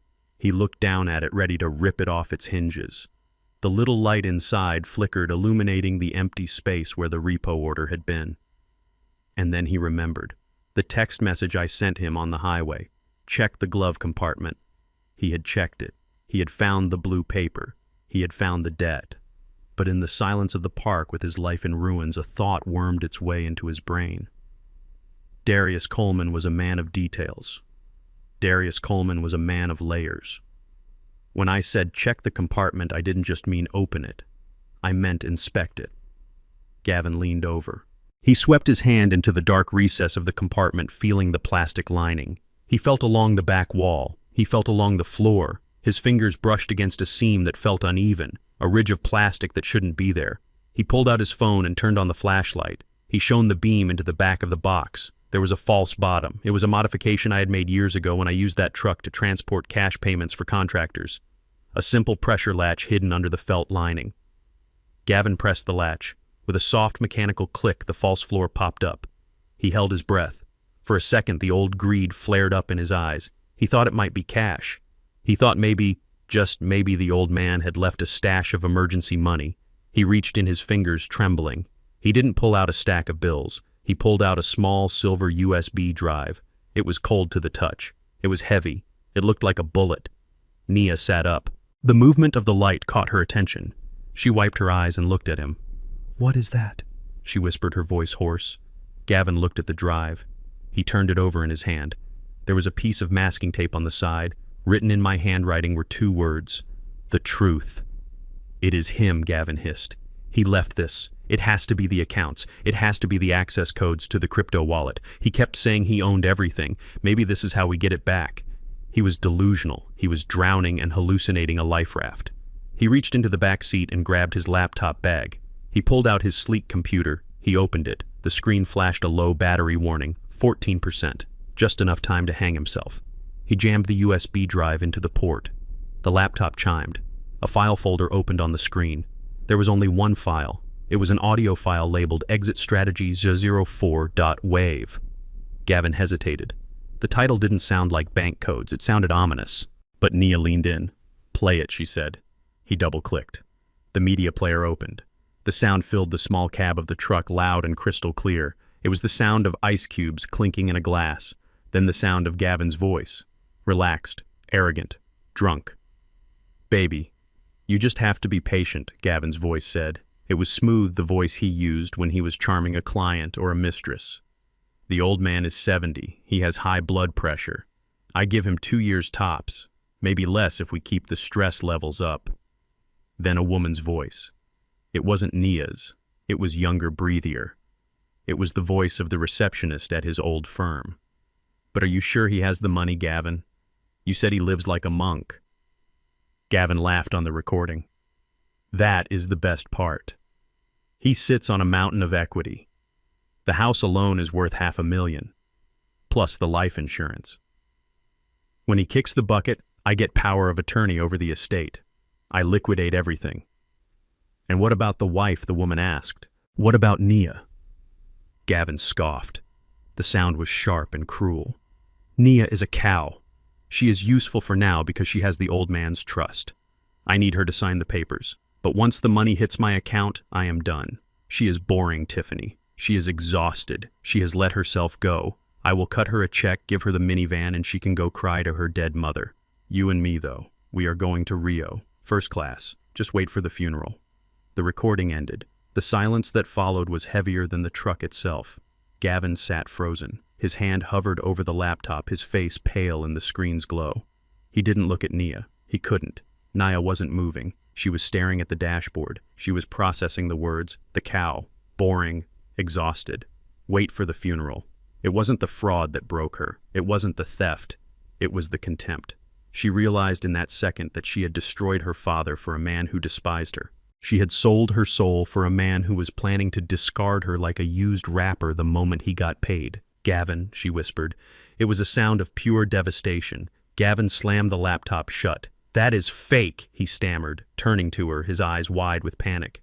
That is AI. Darius made that up. He used technology. You know he is into tech. He is trying to frame me. You called me a cow, Nia said, her voice rising, her hands curling into claws.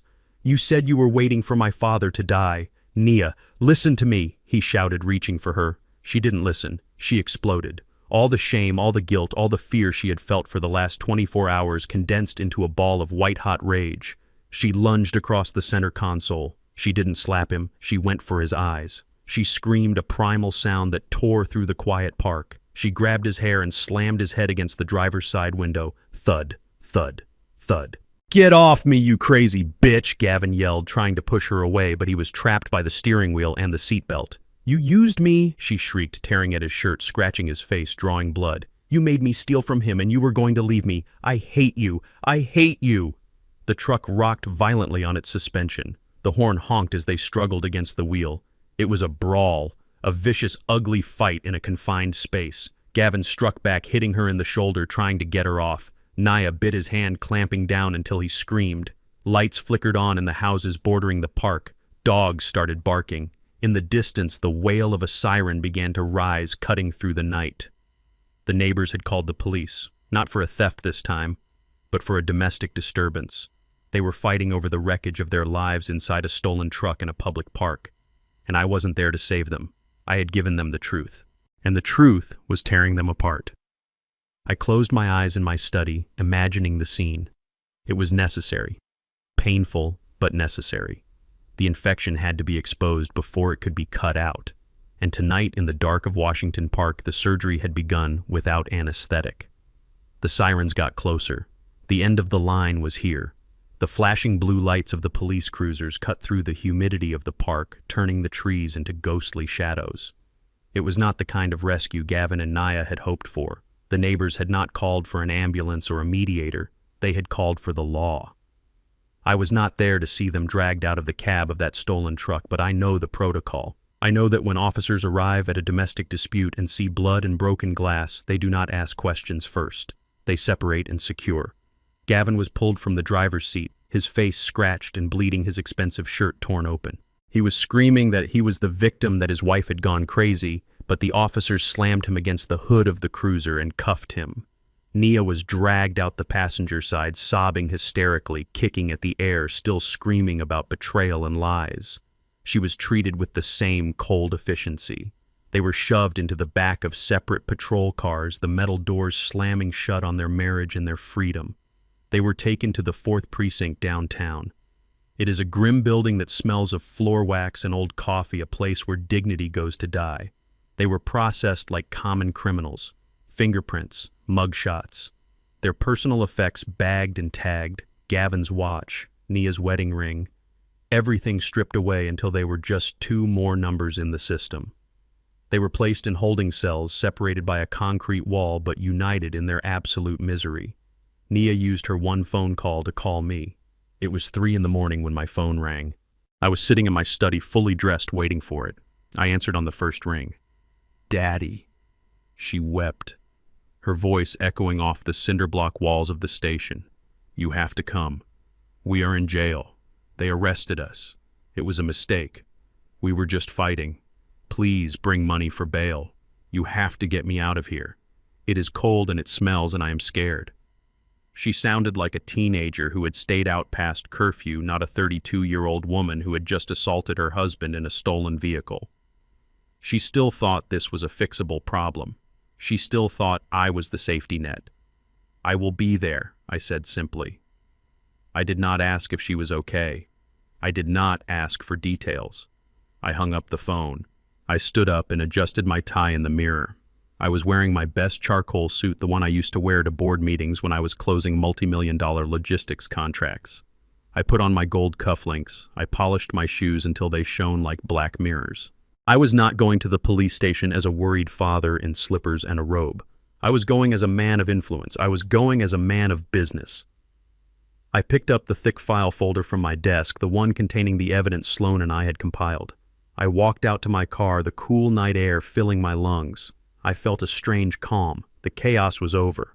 Now it was time for the cleanup.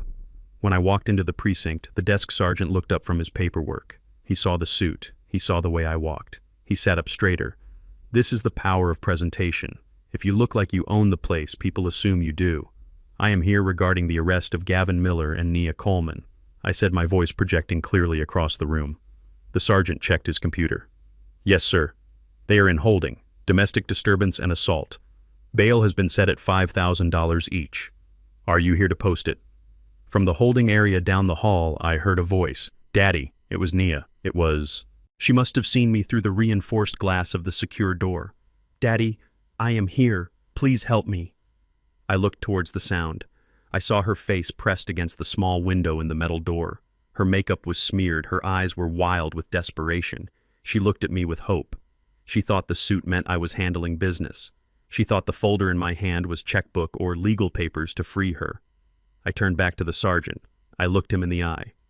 No, Sergeant, I said. I am not here to post bail. I am here to speak with Detective Vance in the Economic Crimes Unit. I believe he is expecting me. The sergeant blinked, confused. He looked from me to the holding cell and back. Economic crimes, sir. It is 3 a.m. He is here, I said. I called him on the way. Tell him Darius Coleman has the file. The sergeant picked up the phone. A minute later, a buzz sounded and a heavy door to the right opened. A tired-looking detective in rumpled shirt sleeves walked out. He looked at me and then at the folder. Mr. Coleman, he asked. I extended my hand. Detective, thank you for seeing me. I walked past the holding area. I did not look at Nia. I did not look at the cell where Gavin was likely pacing like a caged animal. I walked straight into the detective's office and placed the folder on his desk. What is this? The detective asked, opening the cover. I sat down and crossed my legs. That folder contains the evidence of why those two people were fighting in a truck tonight, I said. It contains proof of wire fraud, embezzlement, and mortgage fraud. I pointed to the first document. That is a confession of embezzlement signed by Gavin Miller regarding funds stolen from his previous employer. I am the owner of that company now, and I am pressing charges. I turned the page. And that is a mortgage document for my home. The signature at the bottom belongs to my late wife, Beatrice. She has been dead for 3 years. The signature was forged by her daughter, Nia Coleman, under duress from her husband. I am the owner of the property, and I am filing a formal complaint for fraud and identity theft against both of them. The detective looked up, his eyes wide. You are filing felony charges against your own daughter and son-in-law. I leaned forward. I am filing charges against criminals who happen to share my DNA, detective. They stole from me. They stole from my company. And tonight they proved they are a danger to themselves and society. Nia was still screaming my name from the holding cell. Daddy, what are you doing? Why aren't you coming over here? I stood up. I smoothed my jacket. I am not here to save them, detective. I said, my voice cold and final. I am here to ensure that when they stand before the judge in the morning, they are not just facing a misdemeanor for a slap fight. I want them held. I want the bail revoked based on the severity of these new financial crimes. They are flight risks. They tried to flee the state yesterday. The detective looked at the mountain of evidence. He looked at me. He saw the resolve in my eyes. He nodded slowly, reaching for his phone. I will call the DA, he said. I turned and walked out. I walked past the holding cells again. Nia saw me leaving. She saw that I had not paid the bail. She saw the detective walking towards her cell with a new set of handcuffs and a new list of rights to read. Daddy, she screamed, a sound of pure betrayal. Where are you going? I stopped for 1 second. I looked through the glass. I am going home, Nia, I said quietly, though she could not hear me. I am going to the home you tried to sell. I walked out into the night. The air was fresh. The sun was just starting to crest over the horizon, painting the sky in shades of purple and gold. It was a new day. And I was finally free. 7 days. That is exactly 168 hours since the night I walked out of the police station, leaving my daughter and her husband in a holding cell. A lot can happen in a week. Empires can fall, fortunes can be lost, and the illusion of a middle-class life can evaporate like water on a hot sidewalk. Gavin managed to make bail after 48 hours. He used the last of his hidden cash reserves and called in a favor from a college buddy who hadn't heard the news yet. He walked out of jail with an ankle monitor strapped to his leg and a delusion stuck in his head. He truly believed that this was just a misunderstanding. He believed that if he could just get back to his house, his sanctuary, he could talk his way out of it. He thought he could charm the judge. He thought he could intimidate me. He went back to the suburban house he shared with Nia, the house they had filled with furniture they couldn't afford and memories that were now tainted. Nia was there too, released on her own recognizance because she had no prior record, huddled in the bedroom with the shades drawn, terrified to show her face to the neighbors. But the clock was ticking on their sanctuary. While they were arguing in their living room about whose fault it was, the machinery of finance was grinding forward. I had set it in motion the day I discovered the fraud. I didn't just stop paying their bills. I accelerated their debts. The mortgage on their personal home, the one they bought before they tried to steal mine, was a variable rate nightmare they had neglected for months. They were 4 months behind. In the world of banking, that is the kill zone. On Tuesday morning at 9 o'clock sharp, a black sedan and a moving van pulled up to the curb in front of their house. It wasn't a social call.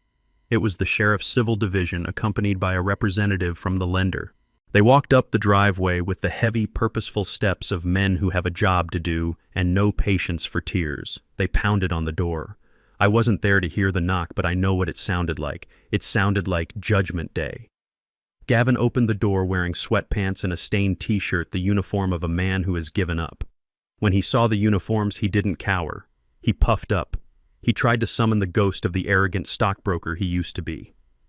"You can't be here," Gavin shouted, his voice cracking loud enough for the neighbors to hear across the street. "I have rights. This is my property. I am in the middle of a legal dispute. You have to give me 30 days' notice. Get off my porch." The lead officer didn't blink. He held up a piece of paper. "This is a writ of possession, sir.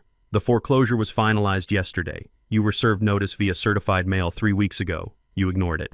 You have exactly 1 hour to gather your personal essentials and vacate the premises. The locks are being changed at 10 o'clock. Nia appeared behind Gavin looking like a ghost. She stared at the moving van, her hands covering her mouth. She knew what this meant. It meant homelessness. "No," Gavin screamed, pushing past the officer, trying to physically block the path to the door. "You are not taking my house. My father-in-law is Darius Coleman. Do you know who he is? He is a wealthy man. He will pay this. He just wants to teach me a lesson, but he won't let us lose the house. He pays for everything. Just call him. Call Darius. Tell him to wire the money. He will do it. He has to do it." He was screaming my name like a magic spell. He was invoking the man he had tried to rob as his savior. It was the height of delusion. He genuinely believed that after everything, after the theft, the assault, the fraud, I would still step in and write a check because I was the safety net. He thought I was a fool who couldn't stand to see his family suffer. The bank representative, a woman in a gray suit who had been standing quietly by the rose bushes, stepped forward. She adjusted her glasses and looked at Gavin with a mixture of pity and professional detachment. She held a clipboard in her hand. She looked at the document, then at Gavin. "Mr. Miller," she said, her voice cutting through his hysteria like a razor. "We did not come here on behalf of First National Bank. The bank no longer holds your mortgage. We sold the debt portfolio on Friday." Gavin stopped screaming. He looked at her confused. "Sold it? To who? Who bought a bad mortgage?" "We received a wire transfer for the full outstanding principal plus penalties," the woman explained. "The purchaser is a private holding company.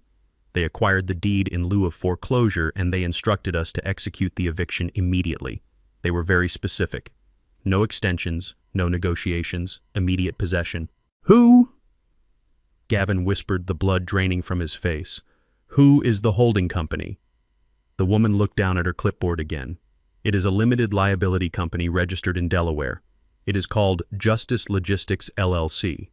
The sole managing member is listed as Mr. Darius Coleman." The silence that fell over the front lawn was absolute. Nia let out a small, strangled sob and collapsed onto the porch steps. Gavin staggered back as if he had been punched in the gut. He looked at the woman, then at the sheriff, then at the sky. "Darius," he breathed. "He bought the house. He bought the debt, sir," the woman corrected him. And Mr. Coleman's instructions were clear. He does not wish to be a landlord. He wishes to secure the property. He wants you out. Now. Gavin looked around wildly. He looked for a camera. He looked for me. He realized then that there was no safety net. The net had become a trap, and I had just pulled the string. I hadn't just stopped helping him. I had become the instrument of his downfall. I used the wealth he coveted to buy the roof over his head just so I could legally take it away. "Officer, remove them," the woman said, checking her watch. "We have a schedule to keep." The deputies moved in. They didn't use force, but they were firm. They escorted Gavin and Nia off the porch. They gave them 5 minutes to grab their wallets and a bag of clothes. They didn't let them take the furniture. They didn't let them take the electronics. Those were assets now belonging to the lien holder. Belonging to me. I was parked 2 blocks away. I wasn't hiding. I was standing in the shade of a large oak tree leaning against the polished aluminum side of my Airstream trailer. I had recovered it from the impound lot 2 days ago. It gleamed in the sunlight, a silver bullet of freedom. I was wearing my sunglasses and a casual shirt. I looked like a man ready for a vacation. I watched through a pair of binoculars as Gavin was led down the driveway. I saw him stumbling, his head hanging low, the fight completely gone from his body. I saw Nia walking behind him, carrying a plastic grocery bag filled with clothes, her face wet with tears. They looked small. They looked defeated. They looked like 2 people who had gambled everything on a lie and lost. I lowered the binoculars. I didn't feel joy. I didn't feel gloating. I felt a cold, hard satisfaction. It was the feeling of a balance sheet finally zeroing out. They had tried to take my home. I took theirs. They had tried to take my dignity. I took their pride. They had tried to erase me. I had erased their lifestyle. I watched as the locksmith stepped up to the door and began to drill out the cylinder. The sound carried on the wind. It was the sound of a chapter closing. Gavin and Nia stood on the sidewalk. They had no car because I had repossessed it. They had no money because I had frozen it. They had no home because I had bought it. They looked down the street. They saw the Airstream shining in the distance. They saw me standing there. Gavin took a step towards me, his hand raising as if to beg, but then he stopped. He saw the way I stood. He saw the crossed arms. He saw the wall I had built. He knew. He knew there was no mercy coming from this direction. I turned away.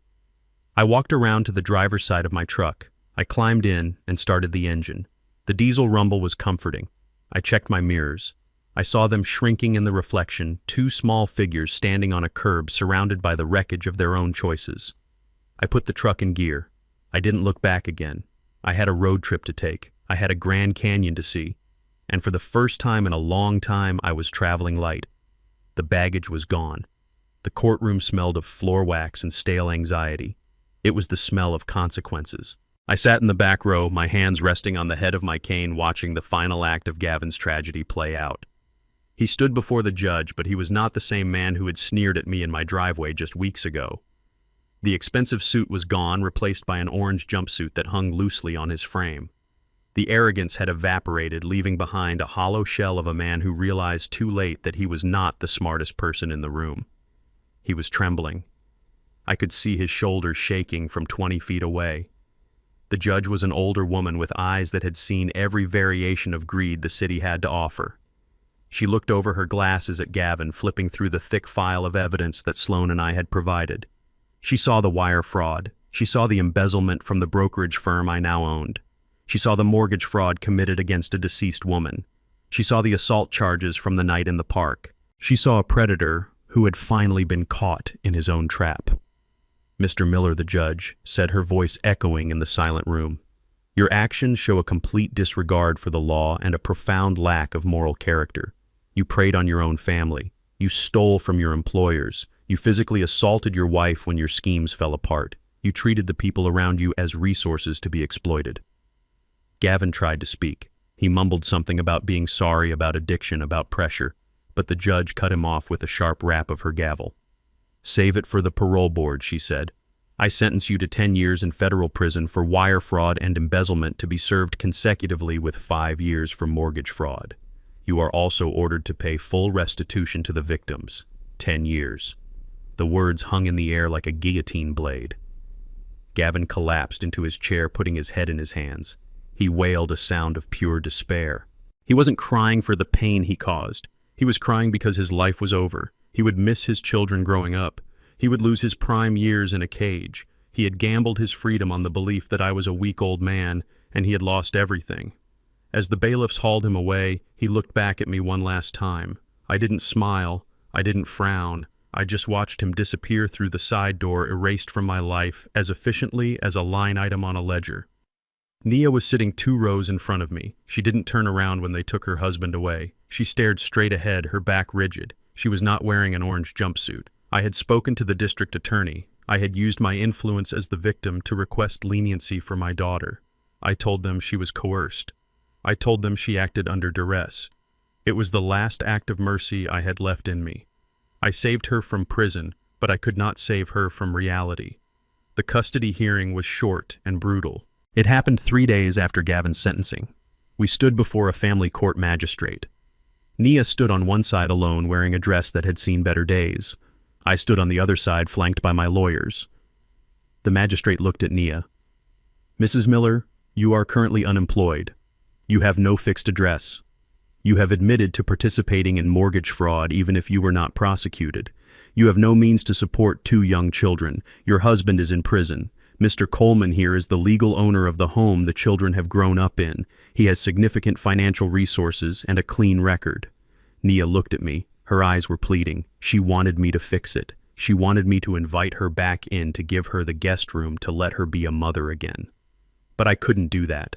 I couldn't let a woman who had signed away her mother's legacy raise the next generation without learning what responsibility meant. If I took her back now, she would never learn. She would always be the child who broke things and waited for Daddy to glue them back together. "I am granting full legal and physical custody to Mr. Coleman," the magistrate ruled. "Mrs. Miller, you will have supervised visitation rights contingent on you maintaining steady employment and passing regular drug screenings." Nia put her hand over her mouth to stifle a sob. She signed the papers with a shaking hand. She lost her children not because I took them, but because she had failed to build a life that could hold them. 2 weeks later, I went to the local Walmart to buy supplies for the road trip. I walked down the checkout aisles, pushing a cart filled with camping gear and snacks for the grandkids. I chose lane 4. The cashier was a woman with tired eyes and a name tag that hung crookedly on her blue vest. It was Nia. She was scanning items, the beep of the register providing a monotonous rhythm to her new life. She looked exhausted. Her nails, once perfectly manicured, were short and unpolished. Her hair was pulled back in a messy bun. She was arguing with a customer about a coupon that had expired. "I am sorry, ma'am," Nia was saying, her voice thin and strained. "The system won't take it." The customer, a large man in a stained shirt, leaned over the counter. "Are you stupid or something? Just push the button. Do your job." I watched my daughter take the abuse. I watched her swallow her pride. I watched her apologize for something that wasn't her fault. This was the woman who had looked down on me for driving a sedan. This was the woman who had demanded a luxury lifestyle. Now she was earning $12 an hour, standing on her feet all day, learning the value of $1, the hard way. I rolled my card up to her belt. She looked up and froze. She saw me. She saw the supplies. "Hi, Daddy," she whispered. She looked around, afraid her manager would see her talking. "Hello, Nia," I said. I placed my items on the belt. "Are you leaving?" she asked, scanning a bag of marshmallows. "Yes," I said. "We are going to the Grand Canyon. The kids are excited." Her eyes filled with tears. She wiped them away quickly with the back of her hand. "Tell them I love them. Tell them I am working hard so I can see them soon.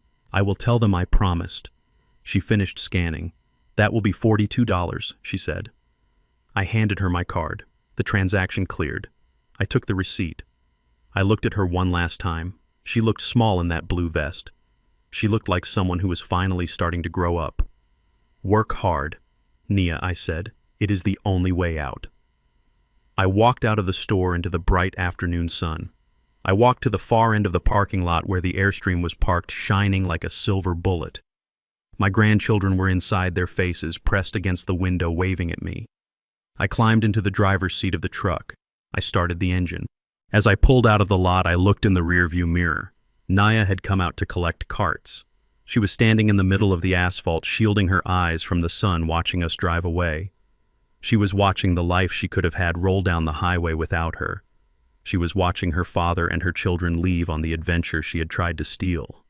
She realized then, standing alone among the discarded shopping carts, that the most valuable things in life are not the things you can buy with a stolen credit card. The most valuable things are trust, honor, and family. She had traded them all for a shortcut, and the shortcut had led her to a dead end. I turned onto the main road and accelerated. The trailer followed smooth and steady behind me. I didn't feel guilty. I felt light. I had protected what mattered. I had taught the lesson. Now finally it was time to drive. The road was open, and for the first time in 40 years, I wasn't just managing the logistics. I was the captain of the ship. The tires of the pickup truck hummed a steady rhythm against the cracked pavement of Route 66. The sun was dipping low on the horizon, painting the Arizona sky in violent streaks of purple and burnt orange. It was the kind of sunset you only see in the West, the kind that makes you believe in infinite possibilities. I adjusted the sunglasses on my nose and checked the side mirrors. The Airstream trailer followed behind me, a gleaming silver bullet reflecting the dying light. It tracked perfectly straight, obedient, and secure. It was no longer a stolen asset or a point of contention. It was my home. It was my vessel. I glanced in the rearview mirror. My 2 grandchildren were in the back seat. My grandson was asleep, his head resting against the window, his mouth slightly open. My granddaughter was awake, looking out at the passing cactus and the distant mesas. She caught my eye in the mirror and smiled. It wasn't the scared, confused smile she had worn for the last month while her parents fought over money and lies. It was a genuine smile. It was the smile of a child who feels safe. She knew that with Grandpa Darius, the bills were paid, the food was on the table, and the monsters had been banished. We had left the city limits an hour ago. We had left behind the courthouse, the jail, and the Walmart where Nia was currently scanning barcodes for minimum wage. I didn't feel the pull of the past dragging on the hitch. The truck moved effortlessly. I had spent 40 years moving freight for other people. I had moved electronics, medical supplies, and hazardous materials. I had managed fleets of thousands of trucks, ensuring they arrived on time and on budget. But this was the most important cargo I had ever hauled. I was transporting the future of my family away from the wreckage of its past. I kept my hands at 10 and 2 on the steering wheel. I felt the vibration of the road. I felt the power of the engine. I wasn't just driving, I was commanding. They thought they could put me in a box. That is what kept running through my mind as the mile markers flew by. Gavin and Naya looked at my gray hair and my cane, and they saw an expiration date. They saw a man who was finished. They thought 70 was the end of the line. They thought it was the time to sit in a rocking chair and wait for the lights to go out. They wanted to warehouse me like obsolete inventory. They wanted to stick me in Golden Oaks and sell off my assets to fund their delusions. They were wrong. 70 isn't the end. 70 is when you finally know how the game is played. I have spent my whole life building, saving, and planning. I dealt with union strikes in the 80s. I navigated the tech boom in the 90s. I survived the recession in 2008. I have more experience in my little finger than Gavin had in his entire body. He thought he was a shark because he wore a suit and traded crypto. He didn't realize he was swimming with a leviathan. I looked at my hands on the wheel. They were weathered, but they were strong. I didn't feel old. I felt lighter than I had in 20 years. The heavy lifting was done. The parasites had been exterminated. For years I had carried the weight of Nia's expectations. I had carried the burden of Gavin's failures. I had silently fixed their mistakes, paid their debts, and smoothed over their cracks. I thought I was being a good father. I thought I was keeping the peace. But all I was doing was feeding a cancer. Now the cancer was cut out. The surgery had been painful. It had been bloody. But the patient had survived. I was the patient, and I had never felt healthier. I didn't have to worry about anyone forging my signature anymore. I didn't have to worry about secret loans or hidden resentments. My circle was small now. It was just me and these 2 kids. But it was a circle of truth. There were no lies in this truck. There was only the open road and the promise of tomorrow. I reached for the dashboard and turned the dial on the radio.